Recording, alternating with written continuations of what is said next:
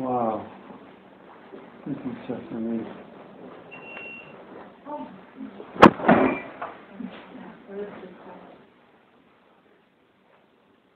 If I tell you something, don't be upset by it. But if honestly, if I die after tonight, I will be a very happy person. Because it's almost like I had a dream of seeing you all before anything happens. And I'm not seeing the dream again. It's because it's so beautiful. You don't know what it is like to be in the presence of young spirits, young souls. And it's very powerful, truly powerful. Let's bless our ears with a prayer or two. O my God, my Master, the goal of my desire, this thy servant seeketh to sleep in the shelter of thy mercy, and to repose beneath the canopy of thy grace, imploring thy care and thy protection. I beg of thee, O my Lord, by thine eye that sleepeth not, to guard mine eyes when beholding aught else besides thee. Strengthen them their vision, that they may discern thy signs, and behold the horizon of thy revelation. Thou art he before the revelation of whose omnipotence the quintessence of power hath trembled.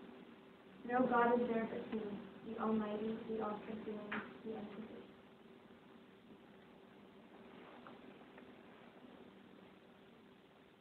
All praise, O my God, be to thee, who art the source of all glory and majesty, of greatness and honor, of sovereignty and dominion, of loftiness and grace, of awe and power. Whomsoever thou willest, thou causest to draw nigh unto the most great ocean, and on whomsoever thou desirest, thou conferrest the honor of recognizing thy most ancient name. Of all who are in the heaven and on earth, none can withstand the operation of thy sovereign will. From all eternity thou didst rule this entire creation, and thou wilt continue forevermore to exercise thy dominion over all created things. There is none other God but thee, the Almighty, the most exalted, the all-powerful, the all-wise. Illumine, O my Lord, the faces of thy servants, that they may behold thee, and cleanse their hearts, and they may turn unto the court of thy heavenly favors, and recognize him, who is the manifestation of thyself and the dayspring of thy essence. Verily, thou art the Lord of all worlds. There is no God but thee, the unconstrained, the all-subduing.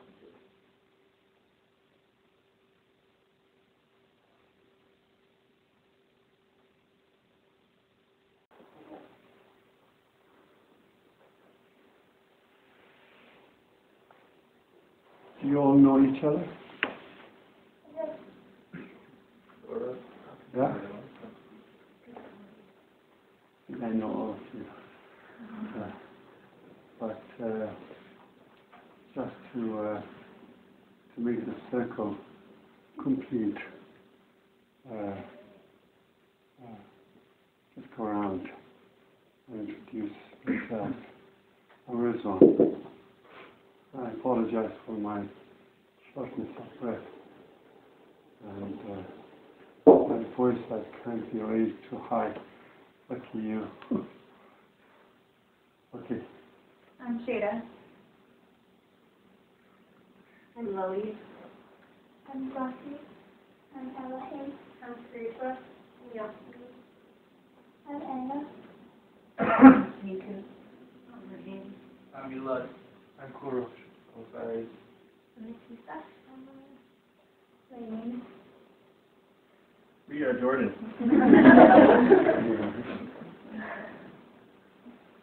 James. Kimia.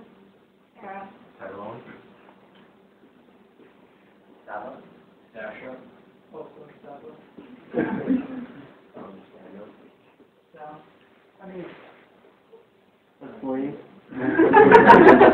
I'm Bruce. Saka. motorcycle. I'm Corey. I'm Eleanor.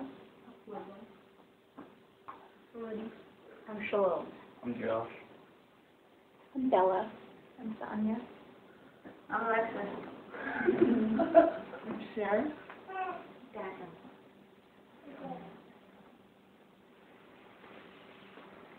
The one name that attracted me most of this list was the youngest, called Cher.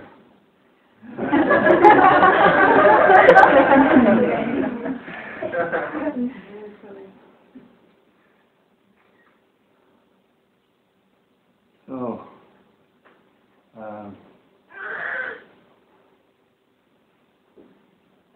age has its advantage sometimes because you've seen a lot of history. And history is as close to us as when we just introduce ourselves.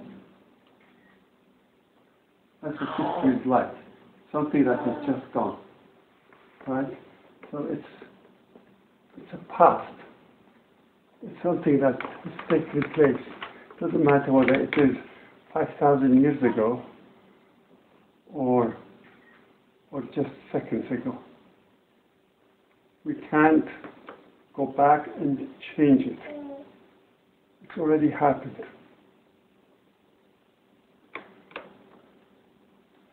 So when we talk about historical events, it means that these are things that were so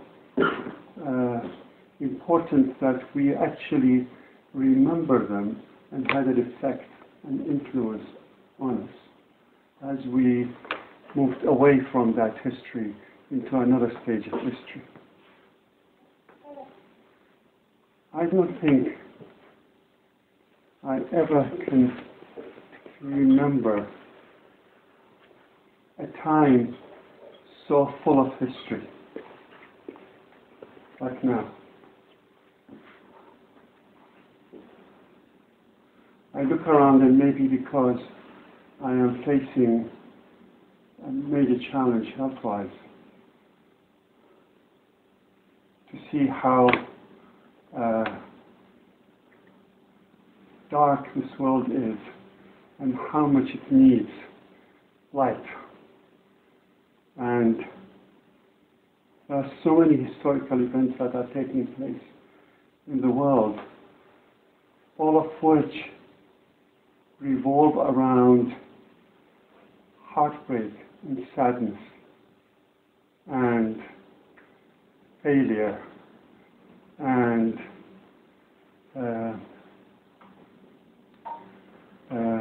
destruction, and in fact wars. Our history is written around wars, right?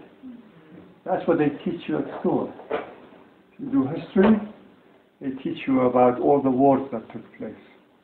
Nobody teaches you a history of the world building itself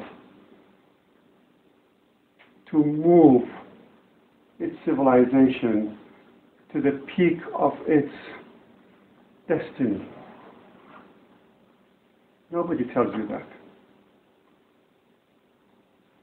And no history book is written that will contain how is the world moving towards the principle of unity.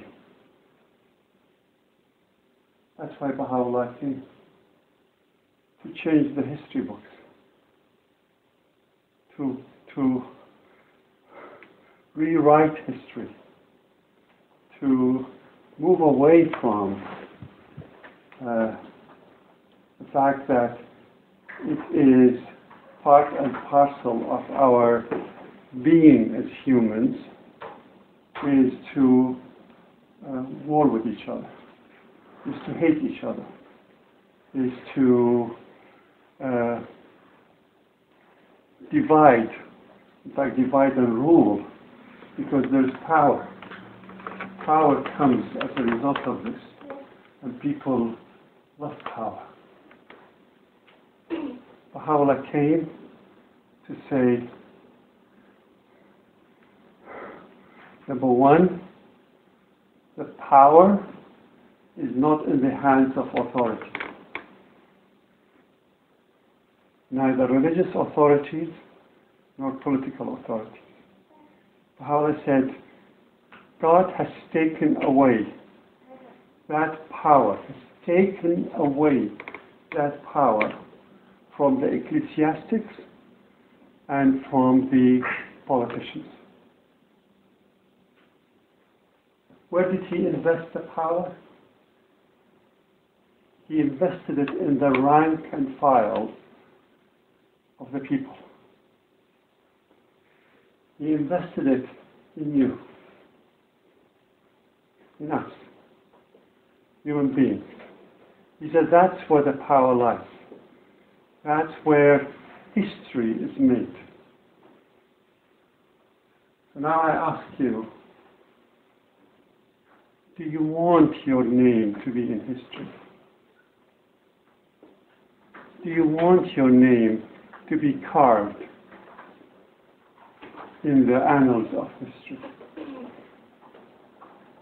Think about this before you respond, because there are implications.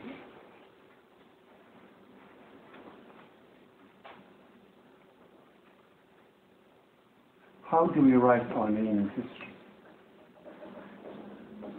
Do we write it by doing sheepishly exactly the same as what other people are doing? Do we follow the same trap and we think that we could write history? Or do we write history because we are agents of change? Because we have a capacity which is not unique to Baha'i, not unique to a particular group of people because they belong to a particular religion or because they belong to a particular power group or sector of society. No, it is there in every young heart. The capacity to write your name in history, to alter the course of where this world is going. And trust me, what I say, it's not only the fact that it is the fact that you have a greater spiritual understanding, but because you have a young heart. Because with a young heart comes remarkable qualities, remarkable abilities. And these abilities, that's some news for you. These abilities don't last forever. You don't have these abilities when you're old. So it's a very short window. A very, very tiny window in your own history where you have the capacity to start a process. And it is entirely in your hands, whether or not you do write the history or you don't. You say, I don't really care. I have my hobbies. I have my little things that I like doing.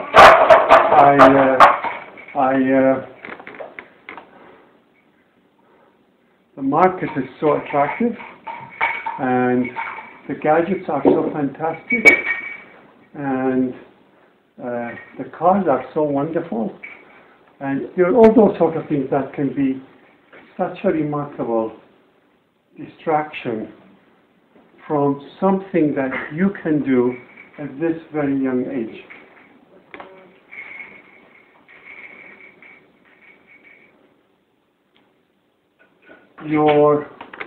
When somebody wishes you good fortune, good luck, it's because you have the ability to bring about that good luck. Good luck means nothing if it isn't for your action. So, at this young age, with this incredible virtues that you have, the virtue particularly of having altruistic visions beyond what is there that everybody is imitating.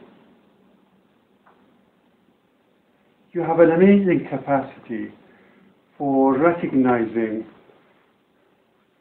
justice and sense of fairness. In fact, in many of his writings, Baha'u'llah refers to the youth as champions of justice. And if you have that capacity to recognize unfairness,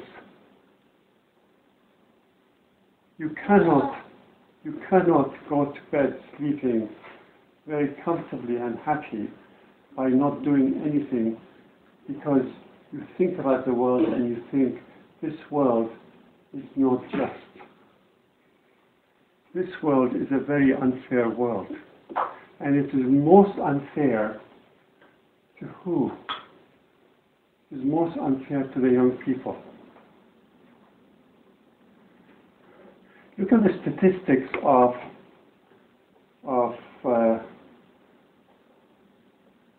death in the world and see where the highest percentage of death occurs. And it's children and young people, particularly in the developing world, developing countries.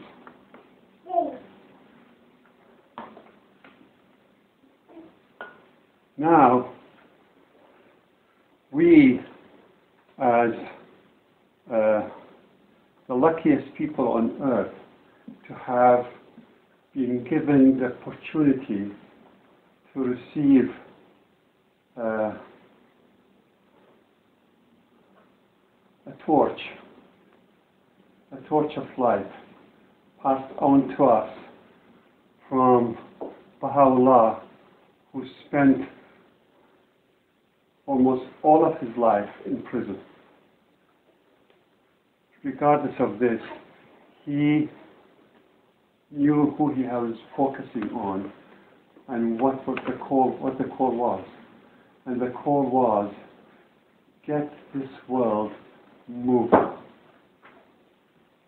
Get it moving, because if you don't get it moving, it is at the precipice of the cliff of its destruction. And that's actually where the world is going, without some people writing their names in history and bringing about the change and pulling us away from that cliff, from that precipice.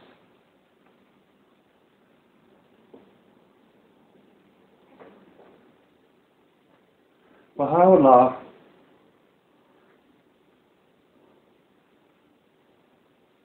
when he appeared, declared his mission, revealed his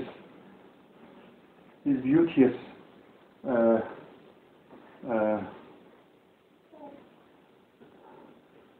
laws and precepts, promised us that even though he will not be here physically, he will perpetuate his presence among us for at least 1,000 years. How can he do that? For at least 1,000 years.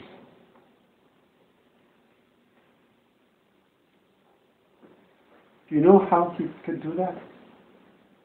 Do you know what today speaks on behalf of Baha'u'llah. And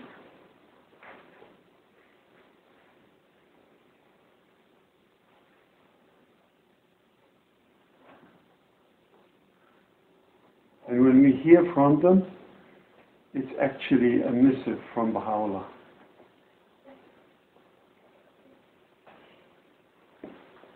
Any ideas?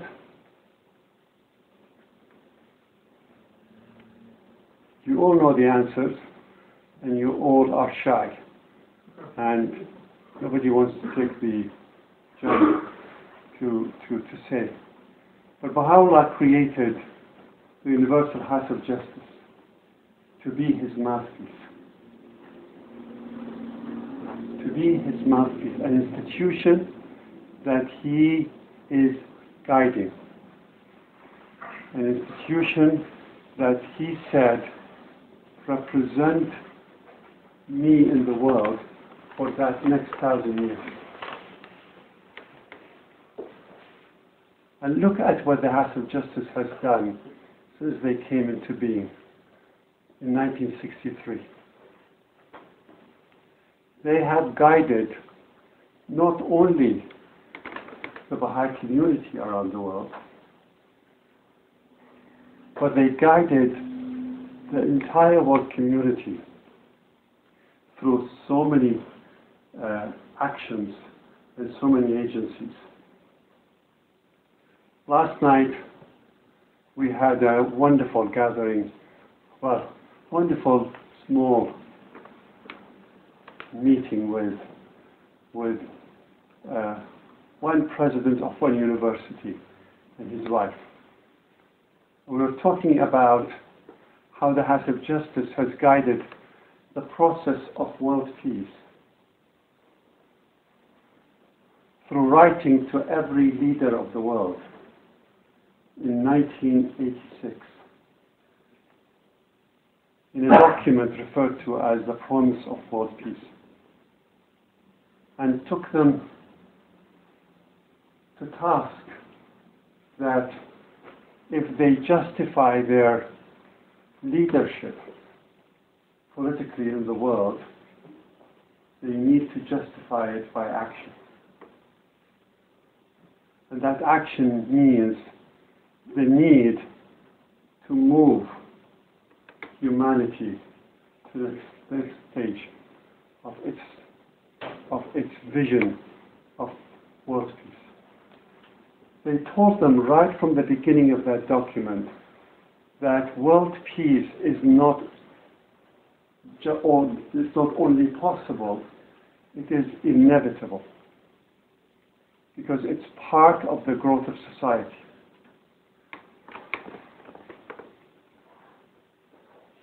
Today, the House of Justice is guiding us through 4 core activities that we all called upon to use for what? Simple task that Baha'u'llah has given us that sounds simple, but it is one of the most difficult tasks any section of humanity has been given, is to spiritualize, to help spiritualize the world. Not take over politically, not seek power, not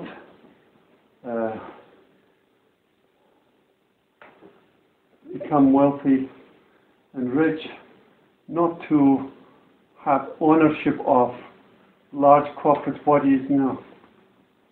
To spiritualize the world, to breathe spirit into the dead body of the world.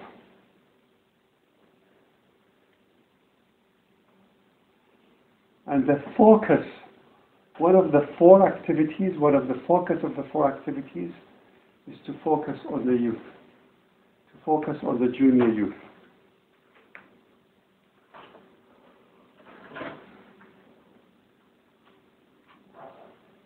I wish I was junior youth again.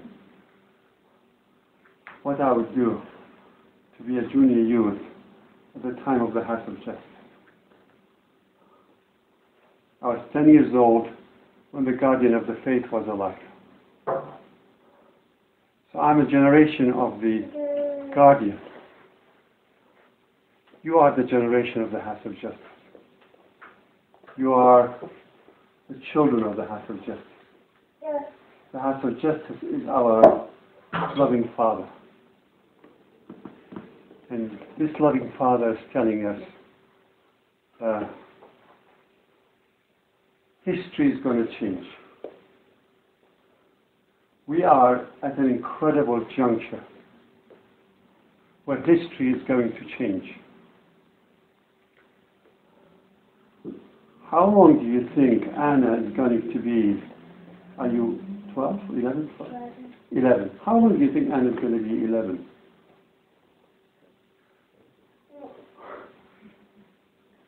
Or 12, or 13, or 14. Blink of an eye, she will be a married woman with children and busy with other things of life. She wouldn't have the same freedom to act at the level that she can act now, that you can all act now.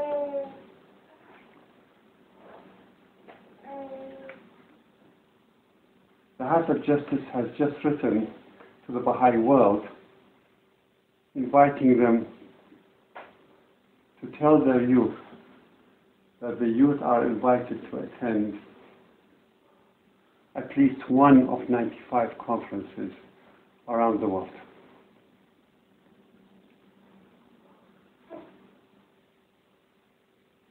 These conferences are to change, to bring about that change.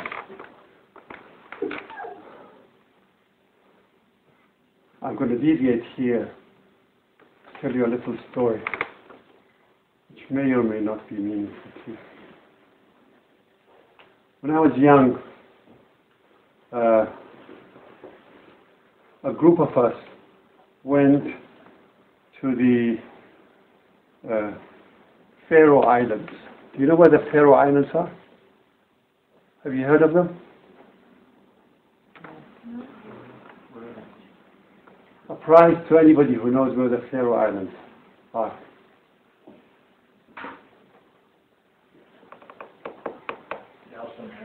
Sorry? No. They are islands between northern Scotland and Iceland. They belong to Denmark. Anyway, we went there. We spent 1 month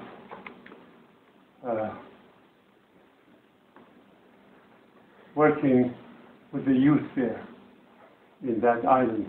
It's interesting that it's so isolated. You haven't even heard about it. But they speak English. Speak Faroese. Speak Danish because they're a Danish colony. They speak Norwegian and Swedish. And quite a few of them speak Icelandic. Anyway, one of the people in the group that we went together to the Faroe Islands was a wonderful young Baha'i called Ilona Rogers. And Ilona later on became an actress, very famous actress, was in one of James Bond's movies and a number of programs for BBC television drama, and then moved on and pioneered to New Caledonia in the South Pacific and then to New Zealand. She told me the story about the time that when she was young, like 13 or 14, they were living in London, and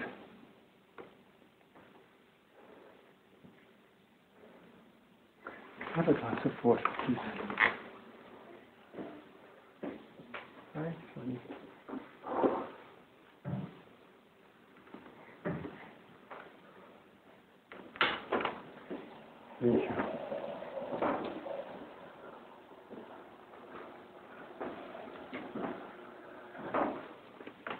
Thank you.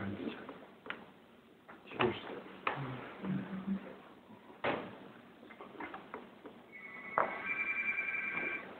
They lived in London. She was 14 years old. Her mum and dad were members of the National Assembly of the British Isles at the time. Her mum comes to her and says to her, "We just heard the news that Shoghi Effendi, the guardian of the Baha'i faith, has just died in London. And tomorrow is his funeral." She said, "I was in my days of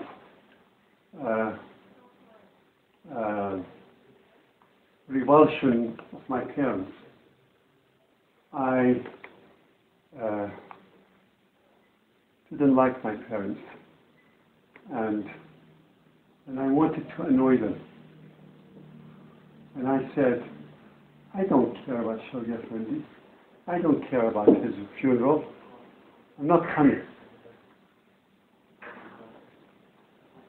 She said to us she had never regretted a decision as painful as that decision she took, because she decided to annoy her parents.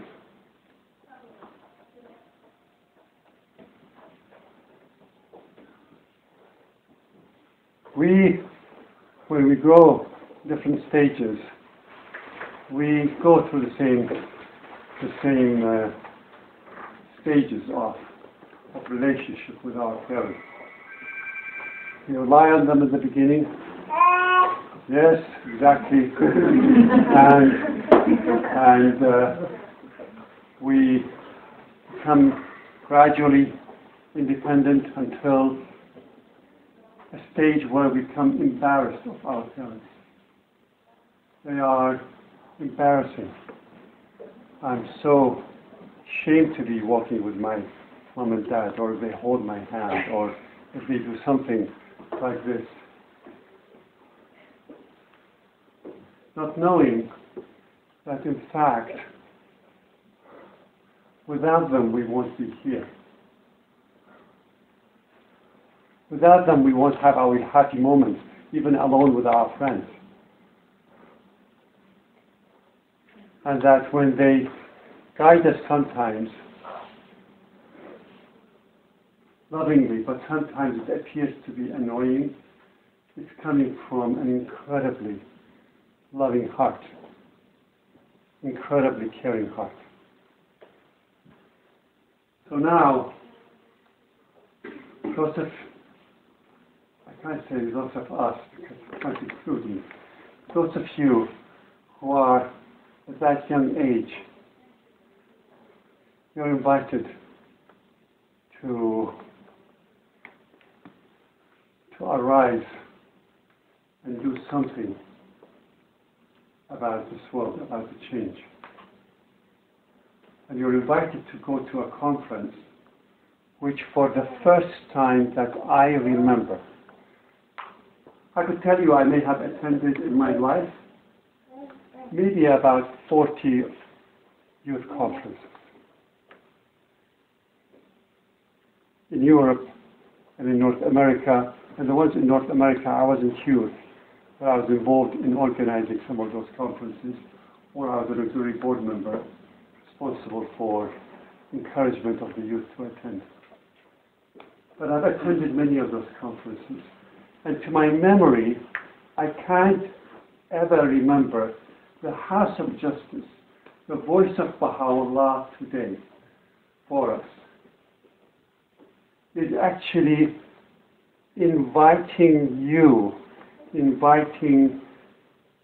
from every corner of the world to go to one of the 95 conferences in different cities to understand what it is that you're called upon to do, to understand that you have the capacity to become agents of change. To see that vision of a different world. To be able to transform what is dark into light.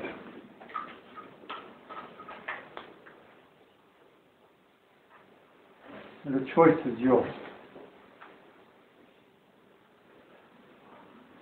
I read this message and I was so tearful because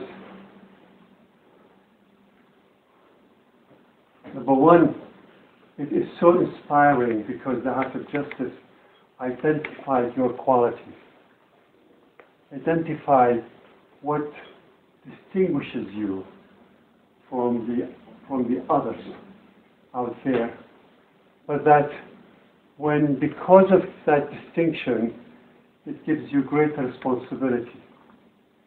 It gives you the chance to actually expand this vision beyond just the small, limited groups that you interact with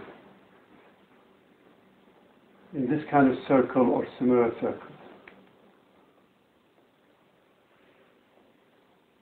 It wants you to go and meet with other youth.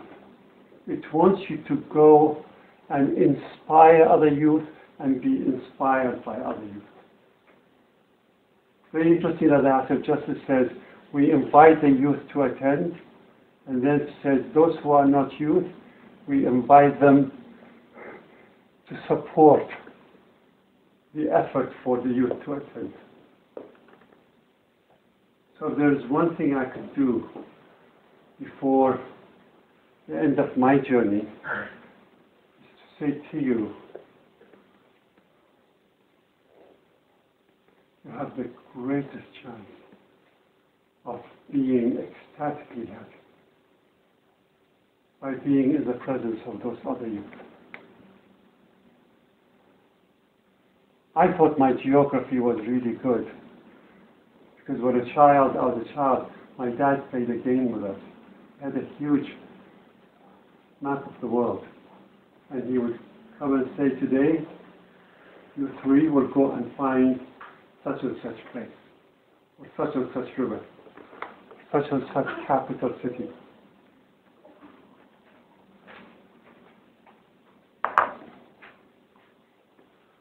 And now, with Google Maps, you could find everything. 95 cities. I had so many of them I didn't know. I didn't know where they are, where they're located. But actually, 23 of them in that list I have actually been to. So I've been lucky. So why don't we read this message from the House of Justice and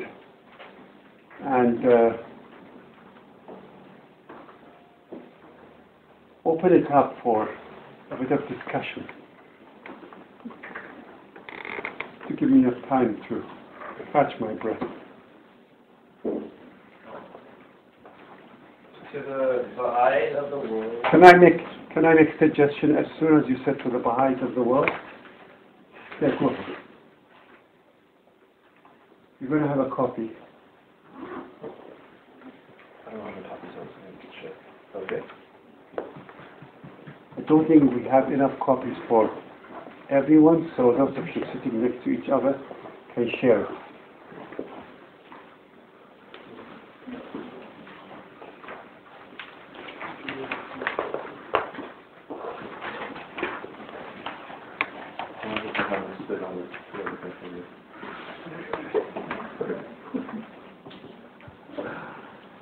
So I want you to,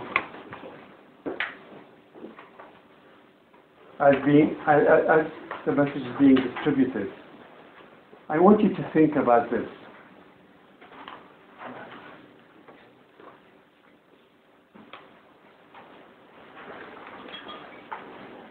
If you were if you were among the people who lived at the time of Baha'u'llah, and Baha'u'llah had just sent one of his tablets to you, how would you treat it? How would you receive it? How would you listen to it? This is not a body like a committee that sits there and make random decisions. This is an institution created by the manifestation of God, created by the will of God, and is guided by the will of God. And they have written to you. So what does it say, Sasha? What did you read? The first thing? The first sentence you wrote? To the Baha'i. To the Baha'is of the world. Can I suggest that on your own copy, whether this copy is the one that you've just been given or the one you have at home, you could put brackets beside it and put your name. So it says to the Baha'is of the world, it should say to Kurush, to Milad, to Yasmin, to Safa, to Saba, to Daniel. That's who this letter is addressed to. I learned this, by the way, from a youth in Europe in 1987 or so, where there was a message from the House of Justice addressed to the Baha'i youth, calling them to go and help in Eastern Europe, in communist Europe, when it was opening up, to go and help in carrying the message of Baha'u'llah there and sharing the light of Baha'u'llah and the promise that the world will change through our action. So I'm sitting next to this youth, and I wasn't a youth at the time, and I was asking him what his plans are, and he said, the House of Justice wrote to me and said I should go to Eastern Europe, so I'm going to Poland. And I said, the House of Justice wrote to you? He said, yeah, it wrote to me. And I've always known that the House of Justice will never tell anybody, a person, what to do or where to go. They will give them principles and bigger picture concepts and make them make the decision. They will say, there is a need in such and such places, but you have to make the decision yourself, prayerfully. So I said to him, how come the House of Justice writes to you? And he turns to me extremely seriously, and he says to me, didn't they write to you also? And he takes that message from his pocket, and he had done exactly that.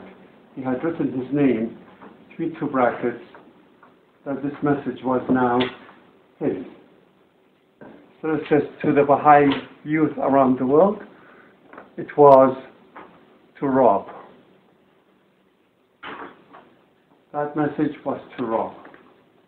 This message is to you. So receive it, listen to it, get it through the layers of mist that we have in our heads with all sorts of other thoughts and ideas and so on, and get the message to come right through to your heart as we hear it. And then take it with you and put it beside your bed. somewhere respectable, not somewhere where you'll step on it. This is a message from Baha'u'llah to you.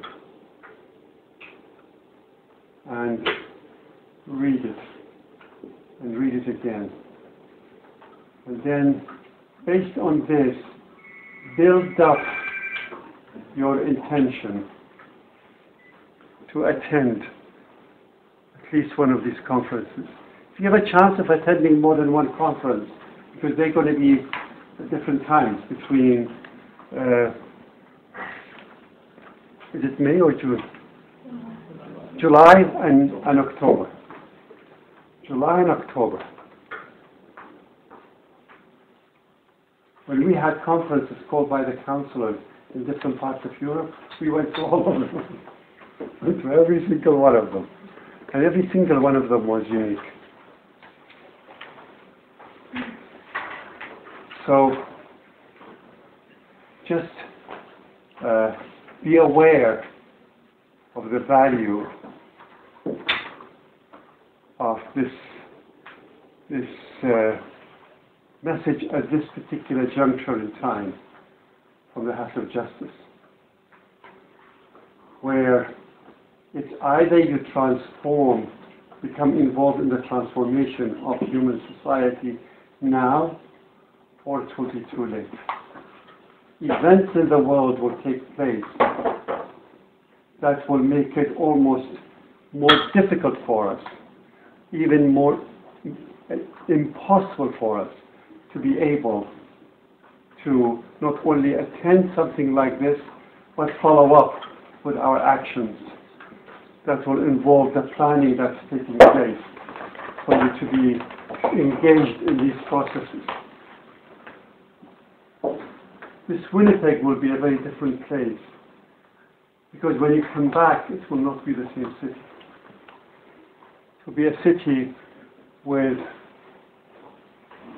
heroic souls who went to a conference and their lives were touched and their vision has changed.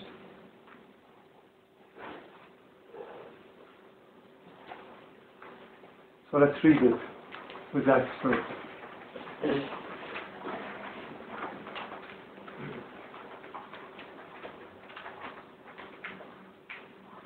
What I suggest is that one paragraph and then pass on. But large enough so everybody can hear. To the Baha'is of the world, dearly loved friends, within communities of every size and strength, we are glad to see the processes of the 5-year plan kindling the spirit of service and stimulating purposeful action. Examples appear every day of how the act of reaching out to touch individual hearts, acquainting souls with the Word of God, and inviting them to contribute to the betterment of society can, in time, tend to the advancement of people. This collective movement becomes discernible when the plan's elements are combined into a well-coordinated, cluster-wide effort. So let's stop here.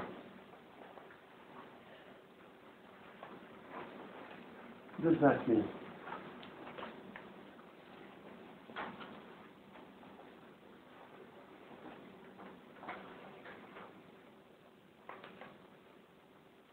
Let's read it again. This time, we concentrate more on trying to answer the question, what is the House of Justice saying? Sarah. Dearly loved friends, within communities of every size and strength, we are glad to see the processes of the 5-year plan kindling the spirit of service and stimulating purposeful action. Purposeful action. Purposeful action. Not random action, not unplanned and not systematic, but systematic action. Very careful planning. Not major steps. We don't plan in Winnipeg to change the United States of America. That's not our job. Our job is to work within our neighborhoods, in small communities, to begin the process of change there. Because other communities will be responsible for change in a purposeful action fashion, their own communities. Okay? We are like little brooks, little tiny rivers. We attend to the part of the river that is ours, and then we come and we meet with another little brook. So we become bigger river. And then another brook comes, another ford joins in, and suddenly we're a sea and an ocean. So that purposeful action is based on working within clusters, working within geographical, meaningful areas where we could interact together. So I want you to see a picture when we read this, because this picture then encourages us to understand what it is that the House of Justice wants us to do. So just, yeah. Examples appear every day of how the act of reaching out to touch individual hearts, acquainting souls with the Word of God, and inviting them to contribute to the betterment of society can, in time, tend to the advancement of the people. So we are coming together to study the creative Word of God in so many different ways, whether in the Junior Youth Program, through the animation program, whether we are slightly older, 15 and older, we're doing book 1, or any other of the book series. We're studying together, all of us assuming the humble posture of a learner, to learn and to be inspired, to understand where the world is and what my responsibility is. Where do I fit into this jigsaw puzzle? Okay. Kimia, maybe you could take over. This collective movement becomes discernible when the plan's elements are combined into a well-coordinated cluster-wide effort, the dynamics of which are becoming increasingly familiar. Okay, so now we know about our own cluster, and that's what we are involved in. We're involved in the work of our cluster. And there are clusters around the country, and members of the youth from all of these clusters are coming to these conferences. So you will have insights from other clusters also of what they're doing. Go ahead. Such a cluster becomes the setting for experienced believers, as much as those newly introduced to the faith, whatever their age or background, to work side by side, accompanying one another in their service, enabling everyone to participate in the unfoldment of the plan. So this is not confined only to the Baha'i community. It just happens that the Baha'i community, the mission of Baha'u'llah is to unite the world. The mission of Baha'u'llah is to advance the world, advance civilization. So we have a mission, and we're inviting everybody around us, friends of ours, colleagues, neighbors, friends, people we see in Starbucks or whatever occasions that we actually have a chance of interaction with them, to say, this is what we're doing. Would you like to join in this endeavor? It isn't joining a club. We're not about creating a club.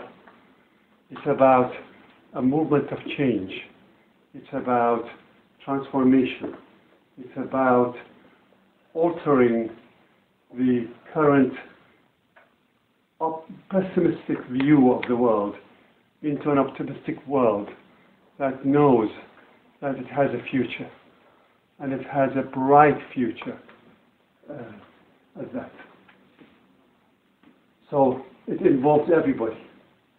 It is not confined to the Baha'i community itself. Okay. Maybe you want to.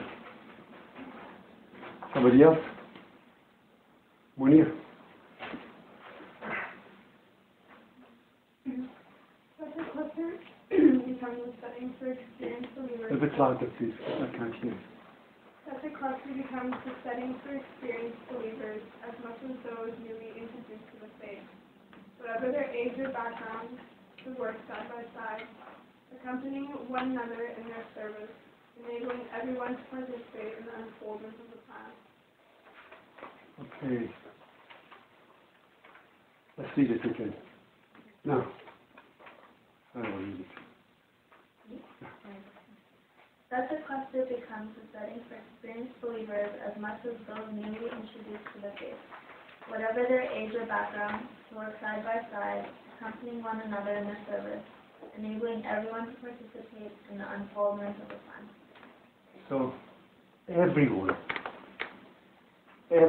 is called upon to participate. It's not exclusive. There's no exclusivity. And the plan is because it is a way of systematically moving forward. You don't build a city without a plan. You don't do your experiments without a plan.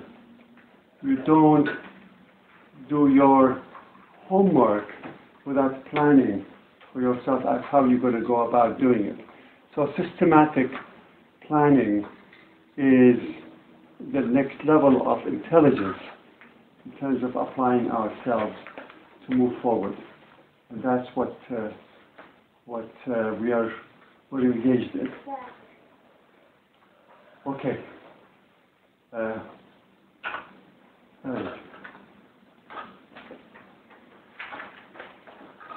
From the panorama of the Baha'i world engaged in the earnest activity, one phenomenon strikes us especially: the decisive contribution made by youth on every continent. In this phenomenon, we see this vindication of the hope the beloved guardian invested in them, for the future progress and expansion of the cause, and of the confidence with which he laid upon their shoulders all the responsibility for the upkeep of the spirit of selfless service among their fellow believers. We are struck too by the number of... Let's stop there. The House of Justice is saying they are struck, really amazed, taken aback by what? By the youth. Kush, can you read this again, please? We are struck From the beginning of the paragraph. from the panorama of the Baha'i world engaged in earnest activity. One phenomenon strikes us especially: the decisive contribution made by youth on every continent. In this phenomenon, we see the vindication of the hopes of the beloved guardian invested in them, for the future progress and expansion of the cause, and of the confidence with which he laid upon their shoulders all the responsibility for the upkeep of the spirit of selfless service among their fellow believers. We are struck too. Hang on. So, did you get how the House of Justice is struck by the fact that what the youth are doing and the way they're responding, and the way they're responding with Baha'i youth and with their friends from outside the Baha'i community, all working exactly the way that Shawki Effendi saw them, bearing the capacity and the responsibility to be able to actually bring about that transformation or that change. That's striking. And when it's happening, not only in one city, not only in one country, not only in one continent, but it's happening worldwide, it is striking. Cher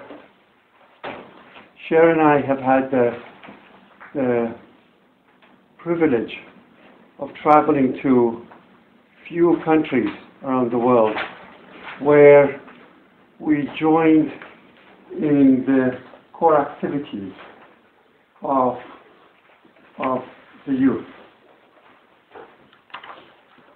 We were in Cambodia, in the town of Battambang, which is actually one of the cities where the youth conference is going to be. We're there for 5 days. And saw the most unbelievable energy of these youth. The only means of travel for them are scooters and mopeds. And every scooter and moped will carry 6 people. 6 people. I've seen actually one moped carrying 7 people, but it was a little baby. So it was carried in a little basket on the steering wheel. Yeah. They were so alert to their responsibility and so enthusiastic, and once they're inspired to study together and to have a vision, jump on the scooters and then go to all of the villages around the capital, around the town of Battambang. We were on the back of the scooters also, going there and seeing them doing children classes for different villages and doing youth animation programs for many of these places. That's what's happening all around the world. Is this world going to change? Absolutely. Why? Because of young people like yourselves, who have been given the capacity and have acted on that capacity. You could be given a capacity and leave it alone. And as I said, being such a narrow window of very few years that within the blink of an eye, these years disappear. And the chances that you have to do the same thing as you could do when you are young will disappear. Go and conquer the world now. Don't wait for you to be older to bring about change. Go and conquer the world now. Go and work with others to bring about that change. The world will not forgive you for having to be so guided by the House of Justice's guidance and not doing anything. If we didn't know, it's different. But now that we actually have been given every clue possible to act, we need to act. And the starting point of writing your name in history is to be at that conference, Toronto or Vancouver.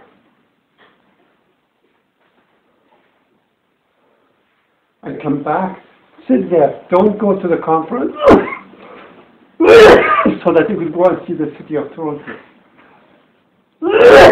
Excuse me.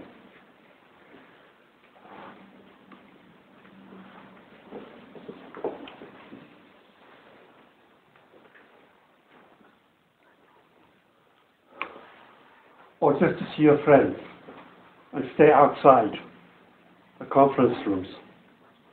No, be there like a hungry baby, dying to receive the milk. Be there to be inspired, to let that heart of yours become enkindled, lit up, so that you could, with that ownership of that fire in you, you could actually take that light to somebody else. You can't take a light that doesn't belong to you. Does that make sense? You can't inspire somebody with somebody else's energy. You've got to do it with your own energy. Where do you get that energy from? You get it from allowing these words to imbue every single DNA molecule in your body.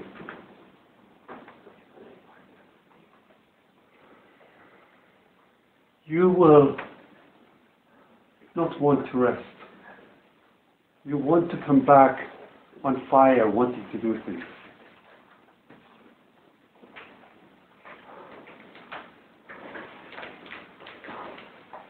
I'm going to shut up and ask Mila to continue.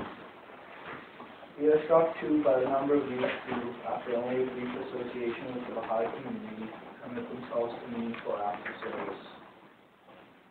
I quickly discovered that their affinity with the faith community building endeavor. Indeed, in contemplating both the Baha'i youth and their like-minded peers, we cannot overlook the eagerness to take on a measure of responsibility to aid the spiritual and social development of those around us, especially the ones younger than Okay, so finish the sentence, please. especially the ones younger than themselves. Okay. I got so excited by that part of the paragraph. So excited that I thought, what do I do about it? And I knew exactly what to do about it. I'm going to ask Yasmin to read it again. That's what I thought I would do.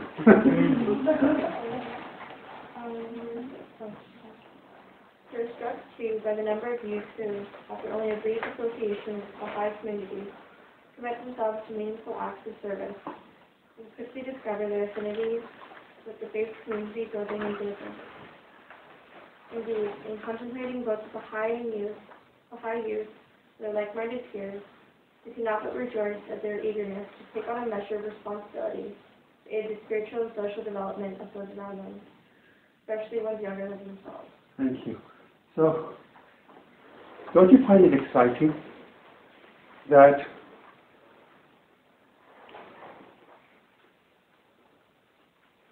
Baha'u'llah recognized that the change of the world is not going to be only the gift he will give to the Baha'i youth. He said every youth in this land, every youth in this country is called upon to do exactly the same thing, to be agents of change, to be instruments of excitement and inspiration. By the way, what time is sunset? 6:13. 6:30. What time is it now? 6:02 right now. 6:02. Okay. So I don't want you to to miss out on breaking your fast. So Baha'i youth and their friends, their peers, are called upon the same way, not only to arise and fulfill this call, but also invited to the conference.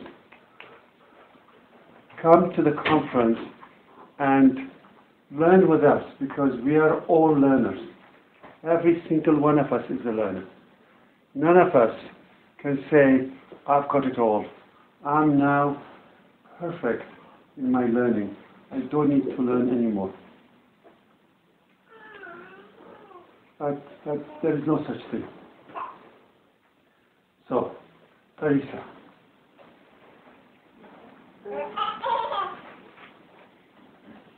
In an age consumed by self-interest, in which even spiritual affiliation is weighed in the scales of reward and personal satisfaction, it is heartening to encounter individuals from their misdeeds to their plenties, those upon whom the sights of an aggressive materialism are decidedly trained, who are galvanized by the vision of Baha'u'llah and are ready to put the needs of others before their own. That such high-minded youth, by dint of their own exertions, as well as the momentum they lend to the whole community, should be contributing so effectively to efforts everywhere underway posed, well for their anticipated acceleration of these efforts. Okay. So, one more read of that.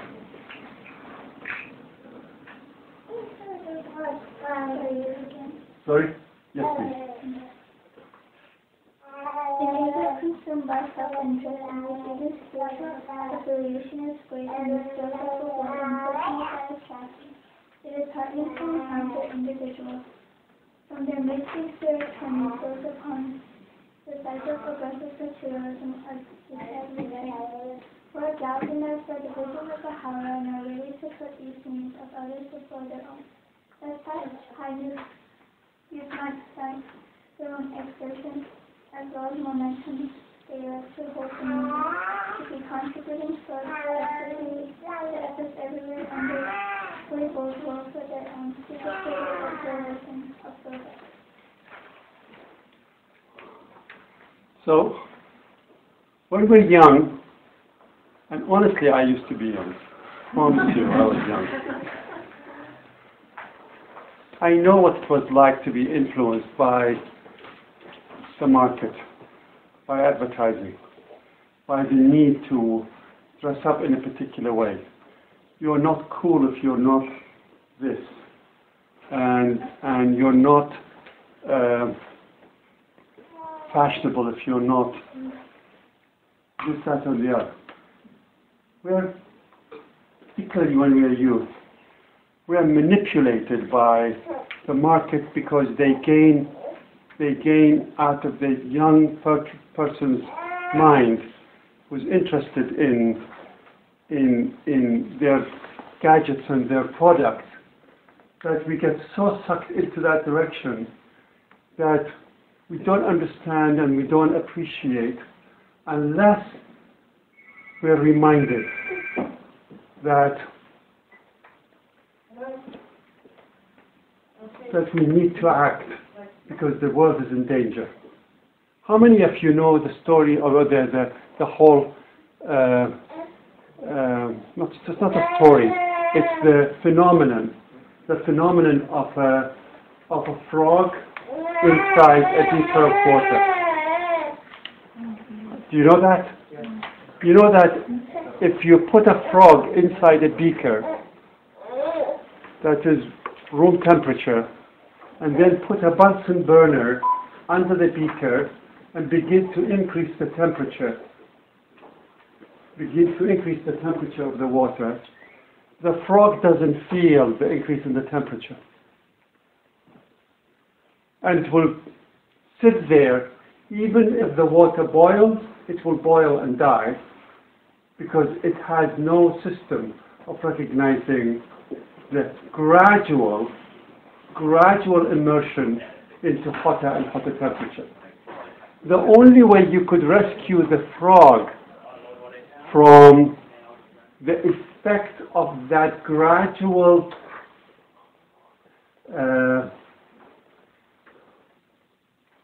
napping, basically it's numbing, the gradual numbing of the increase in temperature, is if you actually touch its skin. If you touch the skin of the frog will suddenly realize there is a contrast in the temperature and will jump out of the water. But otherwise it will allow its environment to kill it.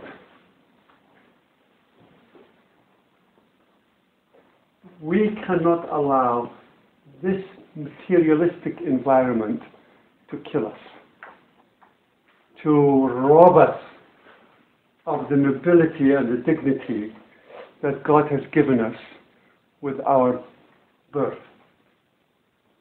When we're born, we may be naked, but we have a most remarkable garment that is bestowed on us.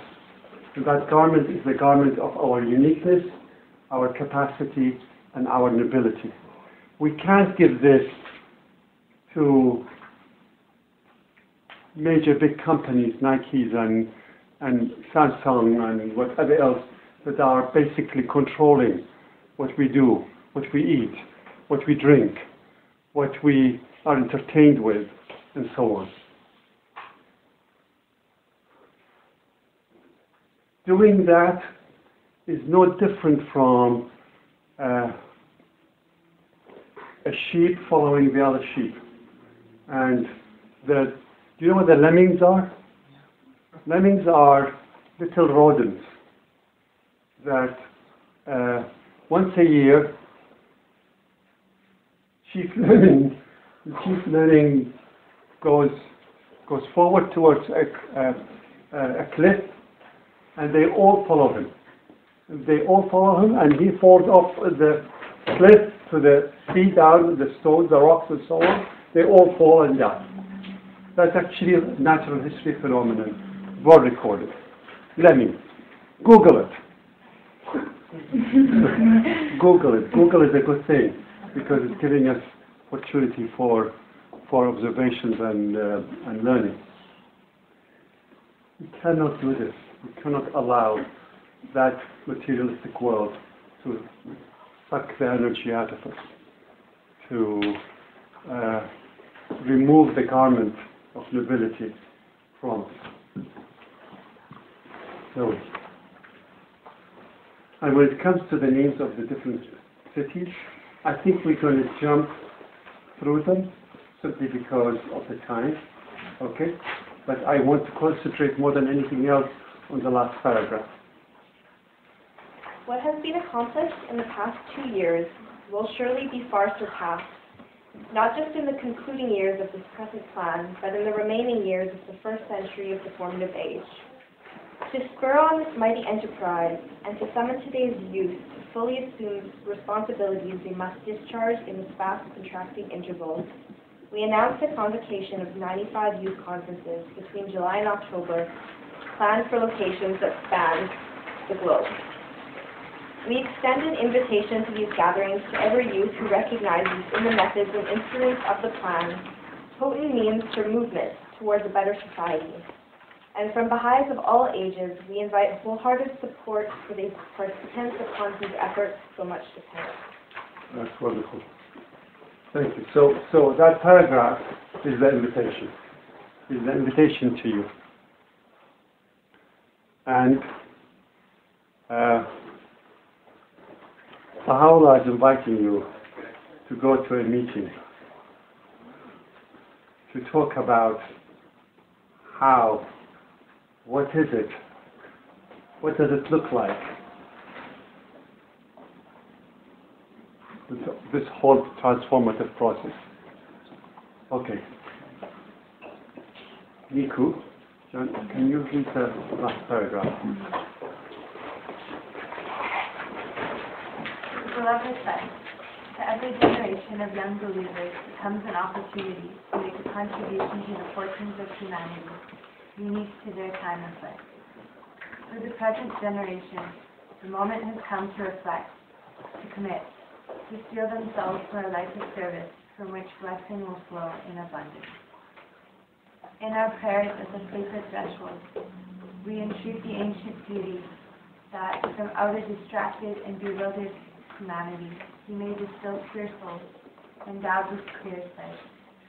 Youth whose integrity and uprightness are not undermined by dwelling on the faults of others, and who are not immobilized by any shortcomings of their own.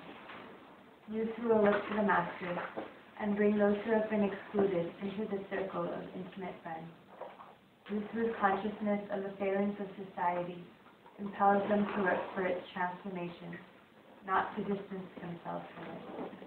Youth who, whatever their cause, will refuse to pacify inequity in its many incarnations, and will labor instead that the light of justice may shed its radiance upon the whole world. Josh, can you begin, please? The last paragraph. The last paragraph. And please listen, because this is the last chance. And after that, I will just conclude by a couple of words and have to go and lie down. Just listen to these beautiful words of the House of Justice that really describe who you are, what kind of youth you are, what is so remarkably special about you, Baha'i or their friends. I mean, please remember, this is what youth are. But here he wants, House of Justice wants to distill souls. Because how do you distill the soul? Is by those who are going to arise, those who are going to be engaged, those who are going to, you know how you go on a horse, you step on the stirrup and you ride on the horse, you take action. Okay, that's what the call is. The same call that the Bab made to his letters of living, to go forward and be assured of ultimate victory. So listen carefully. Beloved friends, to every generation of young believers comes an opportunity to make contribution to the forwardness of humanity, unique to their time of life. For the present generation, the moment has come to reflect, to commit, to steel themselves for a life of service, from which blessing will follow in abundance. In our prayers at the sacred threshold, we enter into the ancient and clear sight. You whose integrity and uprightness are not... No, you jumped up in one line. Oh, sorry. We entire the ancient beauty that from our distracted and bewildered humanity. You may distill pure souls endowed with the clear sight. You whose integrity and uprightness is not undermined by the dwelling on faults of others, and whose are not immobilized by the shortcomings of their own. You who will look to their masters and bring those who have been exalted into the circle of intimate friends. You whose consciousness of the falling of the society impels them to work with transformation, not to distance themselves from it. You who, whatever its cost, will refuse to pass in inequity in its many incarnations, and will labor instead, that the light of justice may shed its radiance upon the whole world. Is the change in the world going to happen because every youth in the world is going to arise? No. It's going to rely on small population of youth, not one that is in one country, in one valley, in one particular town. It's going to be the youth from all over the world who have understood that they have the vision of Abdu'l-Baha, that there is no otherness, that I look at everybody and I see the face of the beloved in them. And therefore, I'll bring them into the circle of friends, the circle of intimate friends. Youth who will not pass by injustice and ignore it, will not accept an unfair world, but will want to do something about that unfair world. That's why you need to be at that conference, so that you could here be inspired and move systematically towards being among those souls that have been distilled to carry forward that task. Your children will be the happiest children on earth, because their parents have put their names in history. carve their names on the proverbial placard of history. Here was ... put your name, who arose to render service to humanity and to bring about the change that the world desperately needed. Otherwise, journey is a futile one that may not have any purpose. If you want to live a life that is purposeful, you need to do something purposeful. How many of you are going to go to the conference?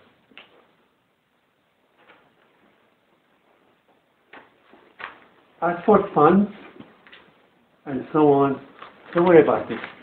What I was asking is how many of you want to be at that conference?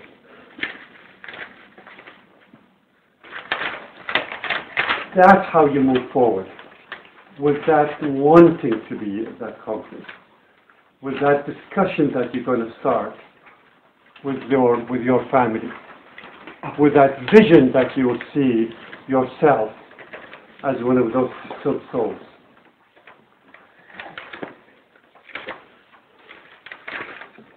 And I, on my part, knowing the shortness of time that I have,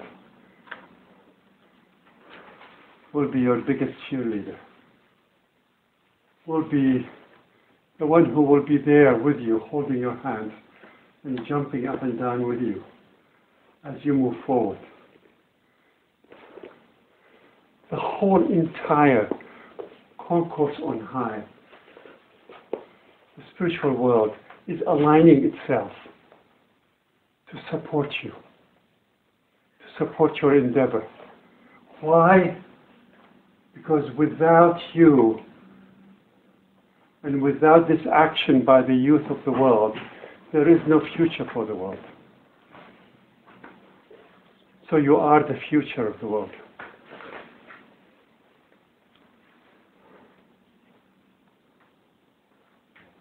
You have a chance to fulfill it. I can't tell you how grateful I am that I had the chance to see you, but I can't tell you how regretful I am that I have to speak all the time.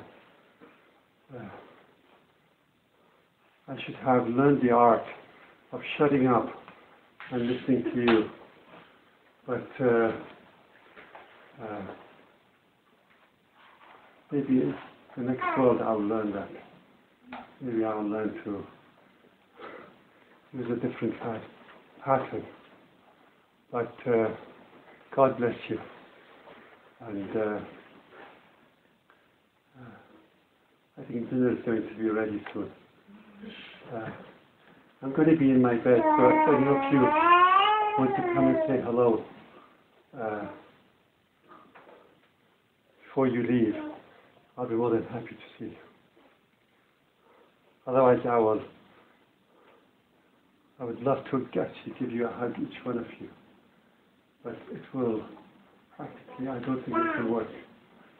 So just know that I love you very much. And I look forward to hearing of your victories. Many victories.